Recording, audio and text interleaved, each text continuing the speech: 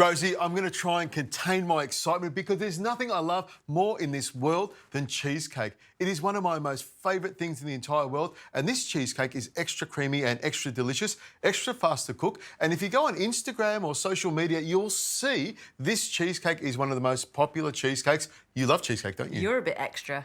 If you were on Instagram more, you would understand what that is. Really? Is that what it is? You're a bit extra. Well, I saw it once on someone showed me an Instagram picture. Anyway, we get back to the cream cheese, which is in my Maggi mix already. I have 4 blocks of 250 grams, and as my calculations come to me, that is 1 kilo of cream cheese. Yeah. The trick with the cream cheese is to let it soften up. Let it come up to room temperature, put it on the bench for an hour, maybe 2 hours, till it softens up, and then it's a hell of a lot easier to use. To that, I'm going to add 1.5 cups of wholesome white sugar. No, I mean, a little bit of what you like is good for you, isn't it? Sugar is what makes everything taste delicious. The chef's choice. In that little container there, which is the flour, the cake flour, I have a little measuring device. That's 1/3 of a cup of flour. I want you to put it in here, and then you're going to sift it nice and gently. Tiny. In that little strainer. That's sieve, it. Is it? And then just give it... Tiny miniature sieve. Exactly. It's like Kitty's one. Give it a little bit of a shake like that. I like to sift the flour because it makes it nice and light and fluffy, which is what my cheesecake is all about. Nice and light and fluffy, just like me. Yeah. Exactly. They call me fluffy sometimes. In here goes some vanilla essence. And of course, you can't have a creamy cheesecake without cream. This is cooking cream, which means that it actually doesn't split. If you're going to boil cream, if you're going to use it for cooking, this is the cream to use, Rosie. I love it and I use it all the time. This function specific. Exactly, exactly. So I need about 500 mils of this cream, and you can see I've very accurately measured it. If I'm using 300 ml containers, if I have 100 mils left over, well, then that's 500 mils, isn't it? Now, in goes the flour straight over the top. I know. I paid attention once in maths, so it's all stuck in my head. You're cracking the eggs.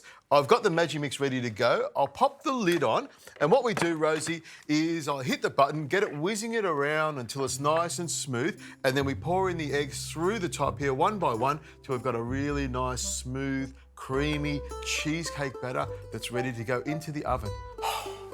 My favourite thing in the entire world.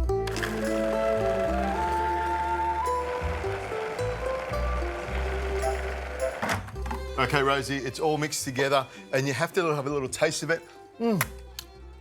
That's our chef tasting spoon. That was fantastic, yeah. It is good. Now, here's another really important bit. You need plenty of baking paper, and I'll tear off 2 sheets like this because you need to line the cake tin with baking paper. And it looks like I've got a lot. I have got a lot, but it's the way you line it that makes it the Basque cheesecake. I scrunch it up like this because when you unwrap it a little bit, it goes into the cheesecake base like that. Push it all the way around and then push it down the sides there. Oh, I can't wait to get this in the oven, and I just want to eat it like this, but we have to wait a little bit and ready to go. Pour it into the middle. In it goes. So very carefully go around the outside. Now, being a really, really good cook, I always make sure I save some mixture in the Maggi mix bowl for us to eat while the cake is baking in the oven. Oh, good. Look at that, smooth that around like that. It looks fantastic. Beautiful. Now, with this cheesecake, we cook it at a higher temperature. We cook it at 180, and that's where it gets its name. It gets that really sort of dark colour on the top. It puffs up beautifully and stays nice and creamy on the inside. There's no mucking around at all. It's just getting it into the oven, letting it cool down, and then having a nice little taste out of it. Beautiful.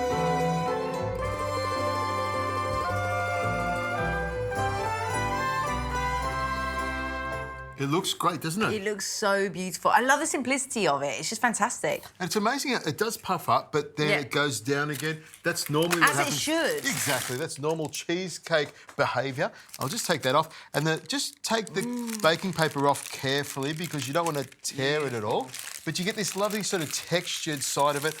And the other beautiful thing is it allows you to take the base out from underneath, pop it on there like that, and then, Rosie, it's time to cut it. And a little pro tip is I always heat the knife up because it is really creamy. You need to make sure the knife is nice and hot and it goes through like butter. Look at that. Oh, wow. Oh, that is I'm really nice. excited about this. And I'm doing this nice and slowly, Rosie, because I want to just stretch it out a little bit. I want to torture you a little bit because I know you're looking at this cake thinking, Richo, I just want a slice of that cake. Pretty much. Look at that.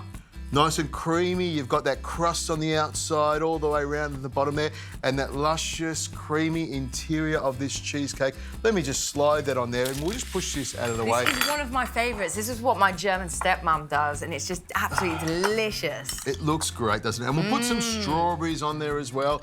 And because we love our cream a lot, because it is a cream episode, I'll just put a nice big You're dollop still just dragging out, really, aren't Well, you? slowly, there we go. Drag it out just a little bit more, a little bit of cream on the top there. And you need some mint as well, because we need some green in our diet. It's really important. I've been hearing a lot from you how we need some green stuff in there. So we just pop a little bit of mint on the side there. Plenty of icing sugar on there to make it nice and delicious all the way around like that. Looks great, doesn't it? It does. Can I eat it, yeah? Yeah, of course you can tuck into it. You got your spoon? I do. I've got mine.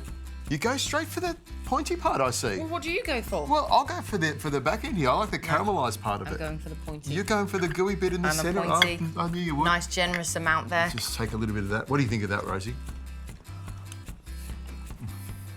This is one of my favourite cakes anyway. I really do love the simple things in life, and that is unreal.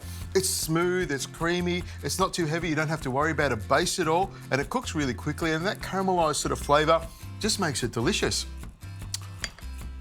You're speechless, aren't you? I'm speechless. You can come round my house anytime. I will.